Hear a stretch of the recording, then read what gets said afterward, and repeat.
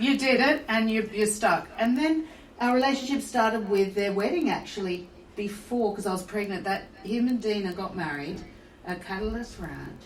And all I can say is my favourite memory, so many favourite memories of Smarty and Dina, as I do adore both of them, the balloon boutonniere. Yes. Okay, I have two questions right off the bat.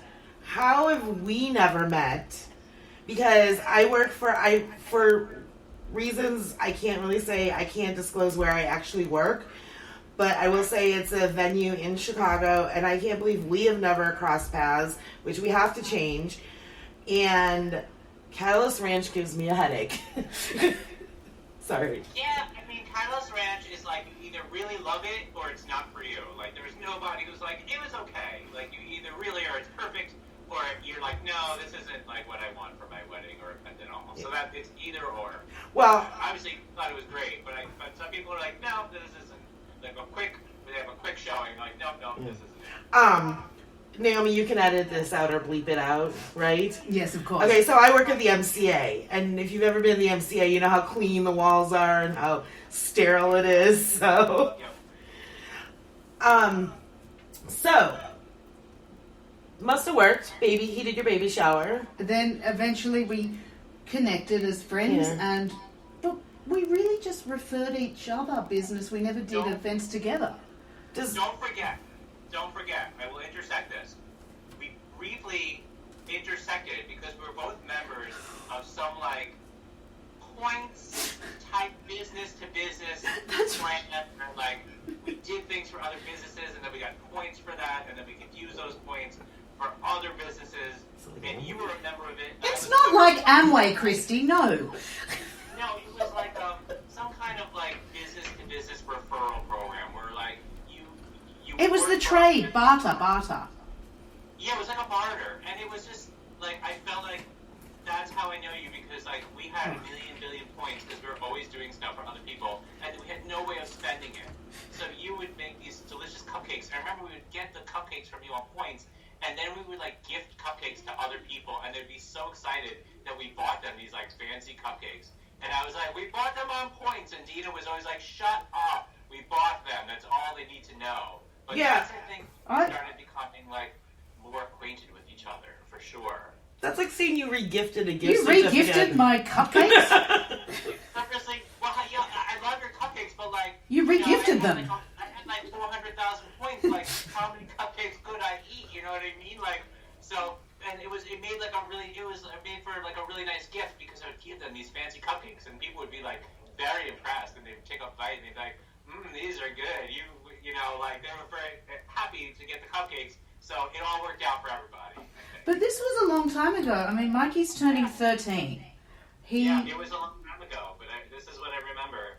But we've had a relationship. Well, you said he did Mikey's 5th birthday, so 8 years ago was that. He did Mikey's baby shower. He did Mikey's 1st birthday, Mikey's 5th birthday. There were a couple of events that I'd referred Dina and him to.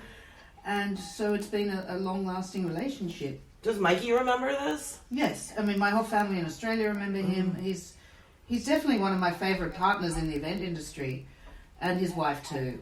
And I'm going, and, you know, I always think about that first date. Now, do you remember it, Smarty? I do. I definitely do. Do you remember the trapeze studio for the baby shower? I do remember the trapeze studio.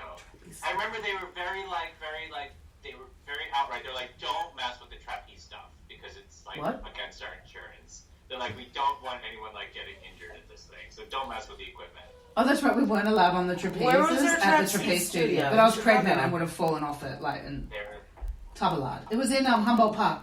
There's an actual trapeze studio. And it's still in business, actually. Can you go train there to, like, do the trapeze? Yeah, it has shows and classes.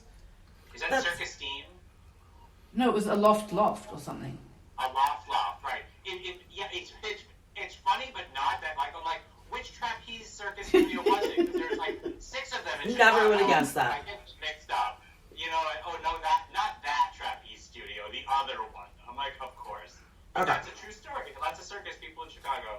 But of course, my events are a minuscule amount of the events you've done since you've moved to Chicago. And Chrissy's been so intrigued and dying to ask you this. since we brought you on, so go ahead, Doc. Okay, so Naomi's like, look, you've got to see these videos. And even my husband, who doesn't know anything about the event world, he's like, oh yeah, I've seen that guy. He's awesome. I see him every year blah, on blah, a blah, double blah. GN. I've seen him around. Everything. My husband doesn't watch anything except for videos online. So he's seen you somewhere. How? I want to know, like, what made you choose this as a career? Like, I'm so intrigued and fascinated and in wonder. My secret origin, this is like issue 4 of the Smarty Pants comic. So I'll give you the long story short, the opposite of usually short stories long.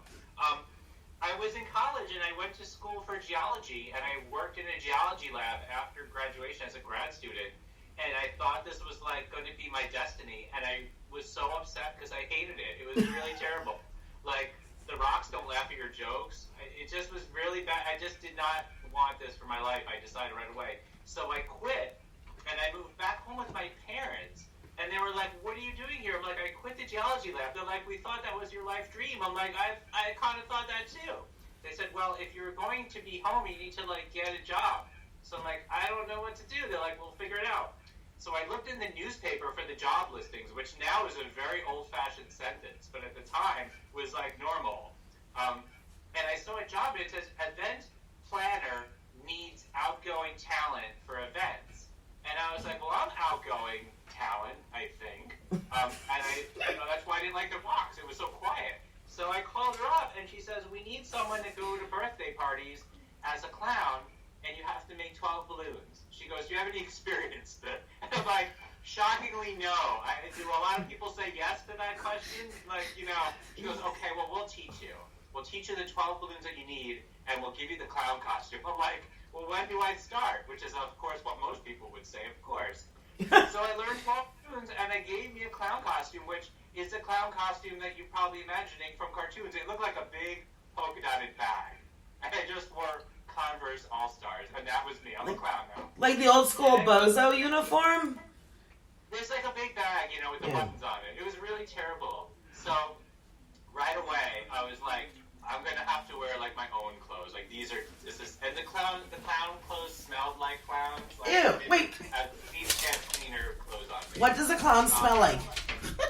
It just smells like someone who's been making a lot of balloons and like just is so tired from making balloons that they're like, I'll do my laundry tomorrow, and then it's never tomorrow. Okay, so is it a trade secret? What were the 12 balloon shapes? Okay, I used to remember this. It was a hat, a cat, a dog, a flower, a sword, a magic wand, a mermaid, a Spider-Man, and Fancy One. And Fancy One was like, you had to learn, like, you just had to learn one fancy balloon. So if someone was like, can you make me something? And you're like, I can't make that, but I could make a SpongeBob. Then you would just make a SpongeBob, and they kind of forgot all about what they asked you to make. So that was it. So I kind of was like, I could do that. I could learn 12 of them. And my fancy one was SpongeBob, believe it or not. In retrospect, You did that on your first job? No. First job, I didn't quite have the whole dozen ready. First job, I was like, every animal will look like a dog. And if you want a sword, it'll just be green. And if you want a magic wand, it'll look a lot like a sword. And if you want a SpongeBob, then how about his dog instead? No, it took me a little while. Like, they hired me right away, and they're like, you need to learn the dozen at some point, but, like, work up to it. So that's it. So I started making balloons, and then I was like, I'm kind of a clown, but I don't like wearing the makeup, and people don't really like the makeup. They think it's weird, and I like the balloons, but I think I could probably make more than 12, so I kind of quit the agency that I was working for, and I was like, I could just do this on my own, and that's it. I said, why do I need you guys? I know more than 12 balloons, I think I'm ready. So that was it. How long have you been doing this for now? College kid? So I was living in New York around, let's say, turn of the century, which is another old-fashioned sentence. And I did it for a while. Like, I kind of got out of my parents' house, and I moved to Brooklyn. I did it for Brooklyn for a while, and then I moved to Austin, Texas, for 5 years. And that's where I feel like I was like, okay, I'm doing this Smarty Pants thing. Like, I have no other, like, fallback. Like, this is it. And I did it there. And then we moved to Chicago in 2006.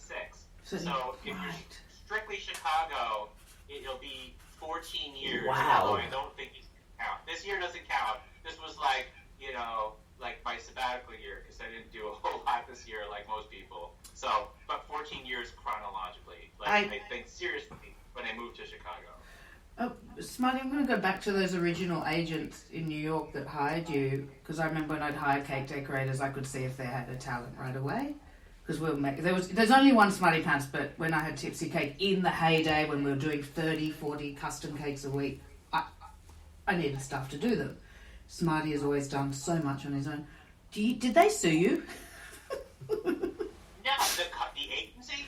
I would have sued you. No, I mean, they couldn't really sue me. I didn't sign, like, a non-compete. And, like, that was their problem. And I wasn't, like, copying them or anything. Like, they just, honestly, like, to be honest, like, I said, I'm going to go on my own, and I kind of quit. And then they just found, like, some other high school kid to learn 12 balloons and wear the baggy polka dots. Like, it was a very, like, generic kind of, like, thing that they weren't, like, super upset because they just really replaced me quickly with, like, another rando that they taught to make a dog and a sword. But, like, I was way more, like, serious about it than the company sending me out. You know what I mean?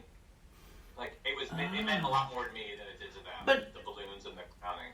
I also don't think it was a compete clause, because when you told me, this is who I want to do for our first interview, I'm like, you want to interview a guy that makes animal balloons?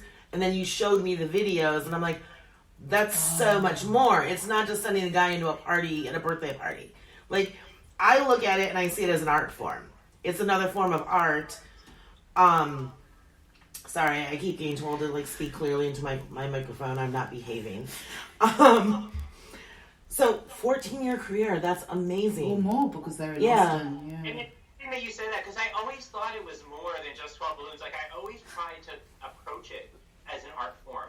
That was really, like, why I thought in the beginning. I thought people were really, like, selling this short. Like, a lot of people would learn the 12, and that's it. They're like, I know my 12 balloons. I'm like, that's like asking a painter, like, how many things can you paint? He's like, I could paint 12 things, and that's it. Like, or how many cakes could we make? We could do anything. Yeah, how many, songs can you cut? I have 12 songs that I sing. Like, no artist limits themselves like that. Why would you limit yourself with balloons? But were you an artist when in geology school?